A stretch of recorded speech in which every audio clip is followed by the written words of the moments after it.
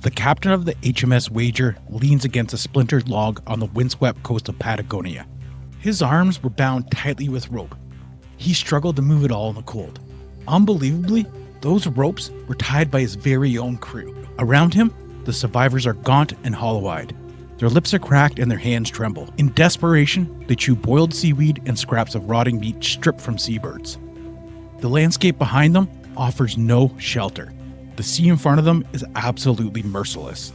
Just weeks earlier, they were part of a proud British expedition, one of 6 ships sent to capture Spanish settlements in the Pacific. Now here they are, broken men. Their ship is gone, their ranks are shattered, and there's almost no hope of rescue. How did a well-organized expedition collapse into unorganized mutiny? What drove these men to turn on their captain and eventually each other? This is the story of the HMS Wager, a shipwreck that led to mutiny and survival in one of the most remote reaches of the Southern Hemisphere. How anyone could make it out of this alive is the question that we're going to try and answer today. So stick with me as we dive into this. It was September 1740. 6 warships and 2 transports of nearly 2,000 men sailed from England. Their mission was to disrupt Spain's Pacific Empire and seize their treasure and gold. Among them was the HMS Wager, a retrofitted East Indian merchantman with 28 guns. She wasn't built for combat. Her role was simply to carry supplies: food, powder, sails, and tools. Essentially, she was a floating warehouse. Her crew was a mix of teenage midshipmen, aging veterans, some who were missing limbs, or still recovering from old wounds, and only a handful of seasoned sailors. Many of these people were already sick before the departure, but the Wager carried enough supplies and provisions to last for years. This included things like salted beef, peas, ship's biscuits, vinegar, rum, and tools. But unbeknownst to them, some of the supplies were already degrading. The expedition itself was led by a man named Commodore George Anson. He had aimed to round Cape Horn, eventually raiding Spanish ports, and hopefully capturing the Manila galleon. The fleet would split and attack as needed. Though the Wager wasn't meant for combat, she truly was vital to the squadron's survival. Her original captain, Dandy Kidd, ended up dying by illness, thought to be scurvy, by March of 1741. After this, command was passed to First Lieutenant David Cheap, seasoned officer devoted to naval order. But already, by this point, the Wager was in trouble. She was overloaded, undermanned, and riddled with disease. And as they neared Cape Horn, she was already falling behind the rest of the ships. And to make matters worse, as they traveled further south, relentless storms battered the squadron. The crew was absolutely exhausted trying to keep up with bailing water and hauling lines. Throughout this, the Wager continued to lag behind further and further from the other ships. She was slow and barely holding together. Below deck, where the men were suffering from the cold and scurvy, some began to collapse. It was said that 2 sailors actually died during another storm while trying to refin a sail, and essentially they were just buried at sea. By this time, there was freezing temperatures and waves that damaged the ship. It was said that sleet lashed the decks as ice built up on the ropes. At this time, they were near a place called the Gulf of Penis. Temperatures here would dip below freezing when the worst of the weather hit. Between the illness and the lack of men on the ship, they just couldn't keep up with the rest of the ships any longer. One of the people, midshipman John Byron, would later write that only half a dozen men were actually fit for duty. The ship was barely functioning. And things became even worse. It was May, and they were sailing off the Chilean coast in dense fog. The carpenter yelled that he spotted cliffs ahead, and he begged a man named Lieutenant Baines, who was at the helm, to shift course immediately. But Baines ignored him. He dismissed it as an illusion. But only moments later, the Wager struck a submerged rock. The hull groaned, the cargo came loose, and barrels rolled everywhere. The main mast of the ship cracked. It was said that Captain Cheap was thrown to the deck so hard that he dislocated his shoulder and injured his eye so badly he became blind in one eye. The men thought they were doomed. So below deck, some men would scream while others pray. One delirious sailor actually jumped overboard and vanished into the sea. Others saw this as an opportunity and looted and drank the ship's supplies as it began to die. In the drunkenness, pistols flashed and discipline vanished, and the Wager became a floating ruin. Soon after, Captain Cheap would make the call to abandon the ship. But this shipwreck was only the beginning, because the land they wrecked on offered no shelter, no salvation, only wind, rain, and the occasional freezing temperatures. Nobody knew they were here, and there was almost certainly no hope of rescue. By the next morning, only 145 of the 170 people were alive. They staggered ashore, soaked, many barefoot and half mad with exhaustion. They tried to drag splintered oars and crates from the wreck. Their clothes were shredded and their skin blistered raw. They had no idea at this point what had happened to the rest of the squadron they sailed with. In truth, most of the ships had actually turned back, broken by starvation and disease. Several of the ships were actually lost and hundreds had died. Unbelievably, only the Commodore Anson's Centurion would go on to complete the mission. In an absolutely brutal sense, the Wager survivors were actually the lucky ones, but they had washed up on what would become known as Wager Island, a slab of rock in the Gulf of Penis, lashed by wind and rain. There were no tall trees, no shelter, except what they built from scraps of sailcloth. Their lifeboats that survived had no masts to sail. When they recovered the crates and went to open their food, they found out that much of the salted beef they preserved had actually spoiled, and all the ship's biscuits had turned to mush. From here, they just did what they could. They had no real tents and no firewood, no dry place to sleep. They tried to build crude huts from the driftwood, sod, and torn canvas. But rain soaked everything, and no matter what they did, the wind would scream through the gaps in the seams. In a desperate attempt to keep starvation at bay, they would chew seaweed, boil grass, and even leather. As people would pass from the conditions, some people would peel parts of their clothes off to wrap themselves to stay warm. But with each passing hour and each passing day, the cold only got worse and people's bodies began to shut down. This would go on for nearly 5 months. Since the wreck in May of 1741, over 40 men had died from exposure, starvation, or despair. Many were buried in shallow graves, if buried at all. All the crew could do was wait for death or the 1 in a million chance somebody would come along and find them. And Captain Cheap insisted they do just that. He was more confident than others that rescue would come. And he said, if not, they could head north, find Spanish colonies, and surrender to their enemies. But at this point, people had lost their trust in the captain. And a man named John Bulkley, who was the gunner, started to propose another plan. He said they would go south to British-held Brazil. Yes, it would be longer, but here they could stay free men. At this point, this is where the camp begins to split. And things were about to take a turn.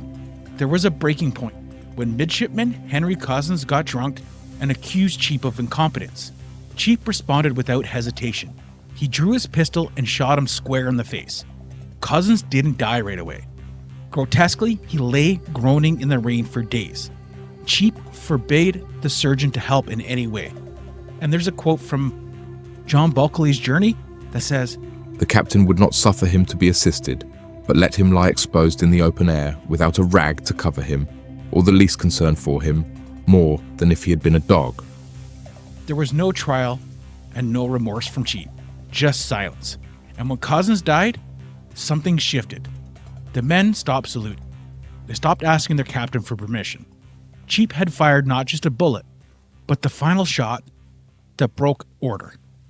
He was still the captain, but now, to many, he was just another man. In the weeks after Cozens' death, the camp life shifted. Orders went ignored, supplies vanished, and men were paranoid and kept knives close. Cheap still wore the captain's coat, but only few would look him in the eye. Bulkley's faction moved their camp down the beach, away from Cheap and who still was loyal to him. Here at Bulkley's camp, they started salvaging timbers and stitching together sailcloth. They were trying to rebuild one of the longboats. It was as if a fire had lit in them to get off that island, and nobody at this point was asking Cheap for permission. Slowly, more men drifted to Bulkley's side each day. It was said that at last Cheap snapped. What this might have looked like was that he stormed into their camp, shouting accusations of sedition and invoking the Articles of War. But the men, they just stood silent. And as he reached for his pistol, 2 men would tackle him. One grabbed his arms and another tore the pistol away. No one stepped in to stop it. The loyalists were too few, and Cheap was eventually dragged back to his shelter, wrist bound, disarmed and humiliated. No blood was spilled, but the chain of command was broken. The captain had become a prisoner, and now this was a mutiny. Bulkeley acted fast. They would finish the longboat with the scraps that they could find, and they gave the boat a name. It was called the Speedwell. The plan was to sail south, following the coast around Tierra del Fuego, and eventually north again to the Portuguese-controlled Brazil. Thousands of kilometers across brutal sea, but in their minds it was to freedom and not surrender. By early October they were ready. Each night, they slowly packed muskets, powder, and blankets, and whatever spoiled food remained. They had to do this in secrecy, so the few loyalists were left didn't attack them. And on October 13, 1741, with a calm wind, the men quietly loaded the Speedwell and 2 salvage lifeboats. They took with them all the pistols, any warm clothes there was, and nearly all of the supplies. Captain Cheap would be left behind with barely enough to survive. As they pushed off, one figure hesitated. 16-year-old midshipman John Byron had boarded with the others. As the boat drifted, he looked back at Cheap's camp, the sick and the loyal. Without a word, he dove into the freezing water and swam ashore. He would share their fate, whatever it was. And that morning, 81 men sailed away with Bulkeley. 19 men would remain. Some because they were too ill to leave. Some because they were loyal to Cheap. And some were just straight up abandoned. Thanks for joining in today. I'm JJ, your host, and I run the small independent channel by myself. So if you subscribe to this channel or you share it with somebody, it makes a difference more than you could ever know. I intend to keep bringing you these tragic survival stories and historical mysteries to shed light on how horrendous some of these stories are, in hopes of preventing Mr. Beast from sending everyone to an island and forcing them into cannibalism. With that, let's move on. The Speedwell slowly drifted off into the Great Pacific. Ahead of them laid 1,800 miles of open water and uncharted seas. And worst of all, they were attempting this in a patched longboat with 2 lifeboats to support them, all salvaged from the wreckage. The men knew the risks. They knew that there would be brutal winds, unpredictable currents, and certainly no guarantee they would ever reach land. From the start, the boats leaked, and the sails tore easily. The cold alone was enough to kill, but staying on Wager Island for them seemed like a slower and worse death. From the start, the journey punished these guys. Storms had battered the boats, slamming waves over the gunwales, and currents ended up dragging them backwards at points. All of their clothes were soaked, and any of the rations had turned moldy and were of no use to them. At this point, everything became about survival, including some of the decisions which may even come across as cruel. They've said that on one rocky coastline, they sent 8 men to swim ashore to gather any shellfish or anything edible that they could. While they searched, the sea would shift. The wind slowly picked up, and the boats began to drift. Without hesitation, Bulkeley simply made the call they would not turn back. It was said in a quote from his journal, "We were forced to leave them. God forgive us." Those 8 people that were left behind were literally left with no supplies. They were barefoot, they were unarmed, and to no surprise, none of the men were ever seen again. Weeks later, 11 more men begged to be set ashore. They were starving, delirious, and certain they'd die if they stayed in the boats.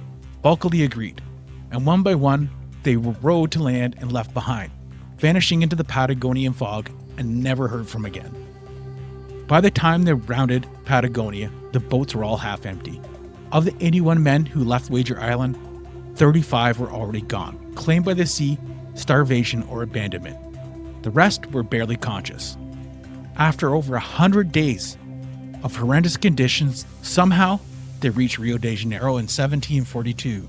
After all the chaos and the horrendous conditions, they finally make it to salvation, and one man, as he's dragged out of the boat, actually died within minutes of landfall. It absolutely boggles my mind the amount of bad luck you have to finally be rescued and die shortly after. But it's no surprise when you've had like extreme hypothermia or periods of prolonged starvation, even just jostling your body around can actually kill you. The example I think of often is hypothermia, where you build up lactic acid in your blood and like your extremities all have much colder blood in it. And when you move somebody too fast, it all kind of rushes to their heart and it can cause a cardiac arrest. So these guys were in rough shape. By the end of it, only 30 people survived the voyage. Here in Rio, they heard for the first time what had become for the rest of the squadron.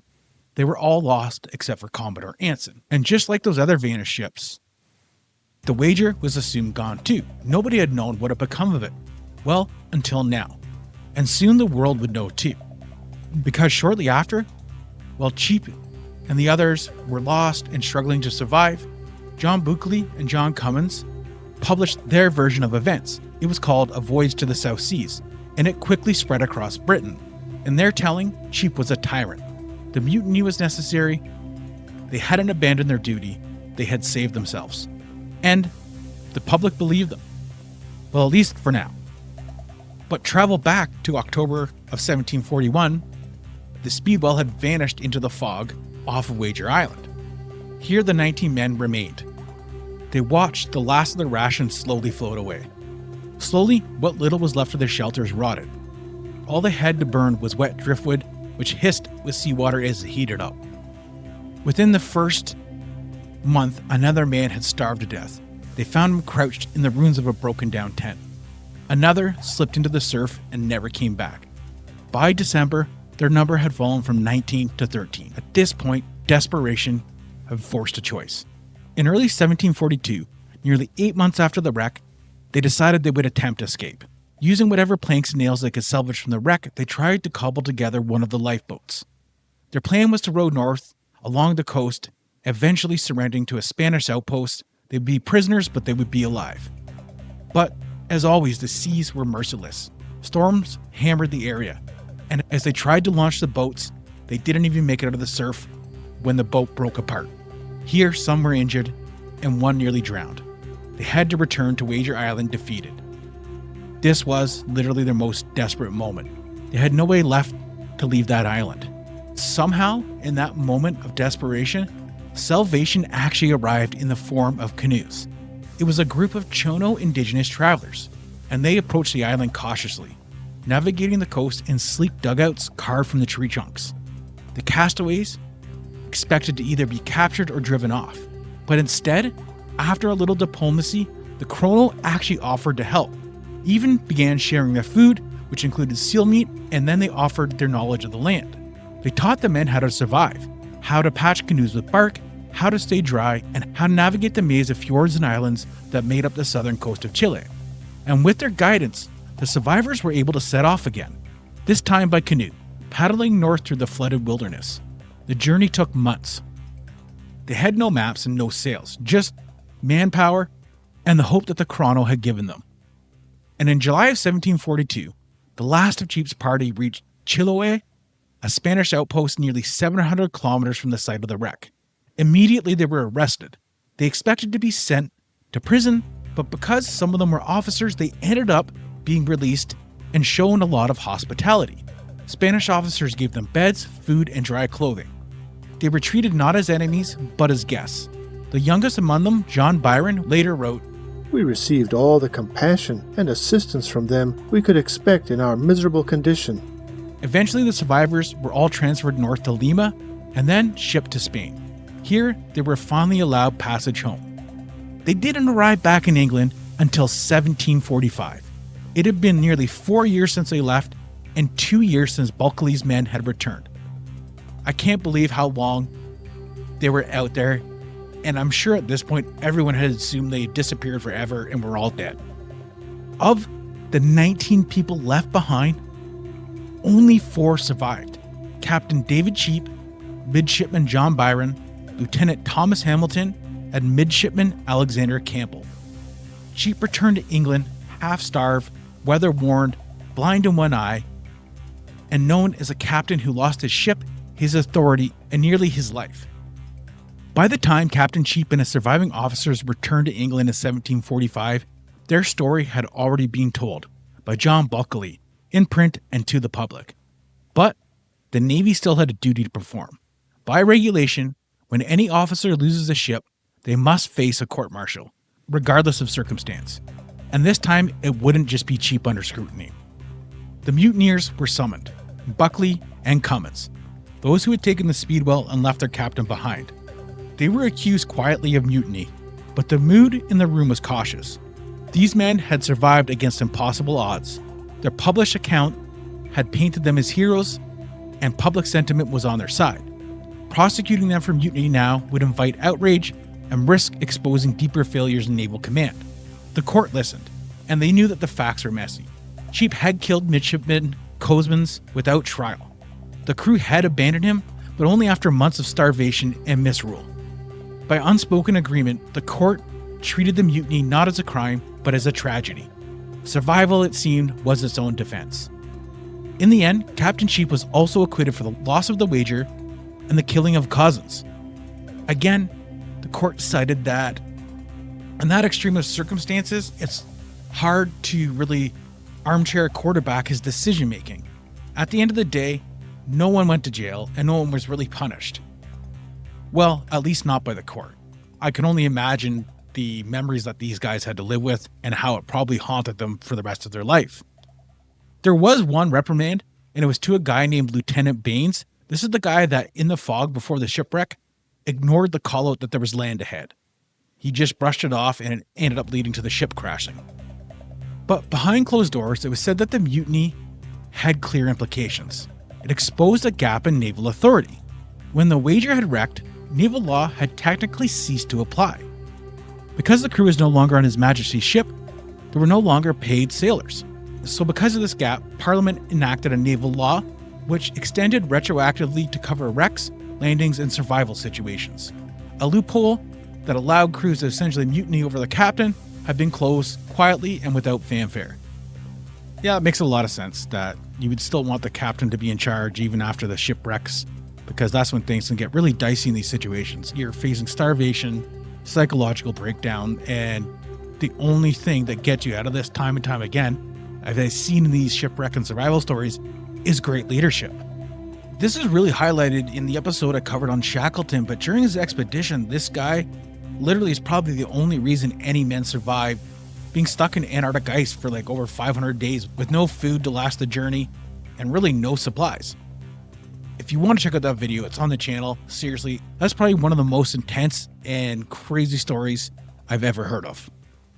But all in all, for the men that did survive the Wager shipwreck, they certainly did return to England broken. And Captain David Cheap, he lived out his remaining years in quiet obscurity, and his legacy became this shipwreck. And John Byron, he was actually just a teenager when the Wager went down. He was said to stay in the Navy. Unbelievably, he survived more disasters. So many, in fact, that the sailors gave him the nickname Foul Weather Jack. Eventually, he rose to the rank of Admiral. His grandson, believe it or not, would go on to become Lord Byron, the poet who wrote of shipwrecks, isolation, and men marooned in their own minds. As for John Bulkeley, the man who challenged command and lived, he disappeared from the record. After publishing his best-selling account, which became a household name, he simply vanished. There was no record of where he went, no grave. The only real record of this guy that's left was his book. The Wager disaster reshaped naval law, but its deeper legacy was hard to legislate. It left behind a question that haunted every man who survived. Where does your duty end when faced with your own survival? And time again, it blows my mind what people had to go through in maritime history, because things like cannibalism were actually allowed in naval law. I can't think of how many shipwrecks end in cannibalism because people have no supplies. Like, they were subjected to brutal conditions, and the courts and the government of the time seemed to understand that in desperate situations, desperate measures were truly allowed. What happened on Wager Island wasn't just a collapse of command. It was a slow psychological breakdown played out on cold rocks with no rescue in sight. For the few that survived, it would change the course of their life in a way that I can't imagine. So thank you for joining in today. Hit that like button if you like this video. If not, let me know. I'll be back next week. See you then.